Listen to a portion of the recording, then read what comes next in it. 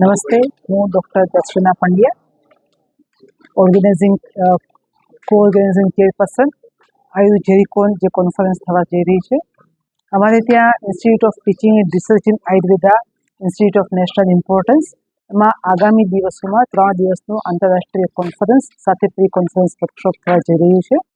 જેના અંદર 2 દિવસના આંતરરાષ્ટ્રીય કોન્ફરન્સના અંદર અમારે ત્યાં લગભગ 4 થી 5 અલગ અલગ દેશમાંથી વિદેશી એક્સપર્ટ્સ પણ આવશે, ભારતના એક્સપર્ટ્સ પણ હશે અને લગભગ 500થી વધારે ડેલિગેટ્સ છે એમાં પાર્ટિસિપેટ કરવાના છે. વૃદ્ધાવસ્થા એ જીવનની એક એવી અવસ્થા છે કે જેના માટે વિશેષ પ્રકારની સારવારની અને વિશેષ પ્રકારની તૈયારીની જરૂર પડે છે. તો આ પ્રકારની તૈયારીમાં આયુર્વેદ કેવી રીતે ઉપયોગી થઈ શકે? આયુર્વેદ પાસે ઓલરેડી એક વિષય સ્ટફ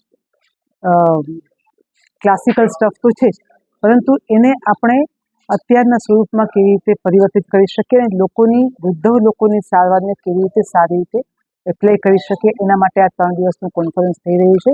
ઉપરાંત એ લોકો માટે જે એક વિશેષ અભ્યાસક્રમની રચના કરવામાં આવી રહી છે કે જેના અંદર વિશેષ કરીને વૃદ્ધો માટેની જે સારવારની કે જે એની કેર ગીવર્સની જરૂરિયાત છે, તો એ લોકો કેવી રીતે ટ્રેન થઈ શકે કે એમની નાની નાની સમસ્યાઓ વૃદ્ધોની છે એના માટે શું ધ્યાન રાખવું અને કેવી રીતે એની આપણે અવેલેબિલિટી કરી શકીએ, એના માટે પણ મંથન કરવા માટે 14 ઓક્ટોબરના એટલે કે આવતીકાલે એક પ્રી કોન્ફરન્સ વર્કશોપ થવા જઈ રહ્યું છે.